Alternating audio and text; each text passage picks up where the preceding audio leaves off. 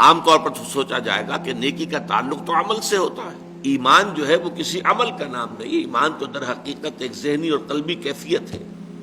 لیکن واقعہ یہ ہے کہ نیکی کی اصل روح جو ہے وہ ایمان ہے، اس لیے کہ ہر عمل کے دو پہلو ہوتے ہیں، ایک عمل کا ظاہر ہے اور ایک اس کا اصل مقصد باطنی طور پر اس عمل سے مقصود کیا ہے، موٹیویشن کیا ہے،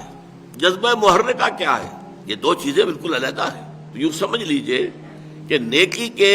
ظاہر کو صرف نہیں دیکھنا کہ یہ نیکی کا کام ہے، بلکہ دیکھنا یہ ہوگا کہ اصل میں اس کی موٹیویشن کیا ہے، اس کا جذبہ محرکہ کیا ہے۔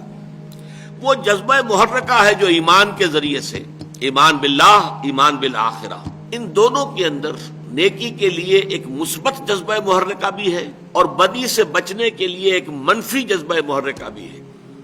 اللہ کی محبت، love of God, to please Allah, Allah کو راضی کرنا، رضائے خداوندی کو اپنا مقصود بنا لینا، یہ جذبہ محرکہ ہے جس کے تحت انسان نیکی کرے، بھلائی کرے، خیر کرے، یہ مثبت جذبہ ہے۔ لیکن اس کے ساتھ ہی منفی پہلو بھی، اللہ ناراض نہ ہو جائے، اللہ کی سزا سے بچنے کے لیے، اللہ کی ناراضگی سے بچنے کے لیے انسان نیکی کا کام کرے، بدی سے رکے۔ اسی طرح جذبہ آخرت جو ہے، ایمان بالآخرہ، تو جنت کی طلب میں نیکی کا کام کرنا اور دوزخ سے بچنے کے لیے بدی سے بچنا، تو گویا کہ ایمان بالآخرہ اور ایمان باللہ دونوں میں مثبت پہلو بھی ہے، منفی بھی ہے۔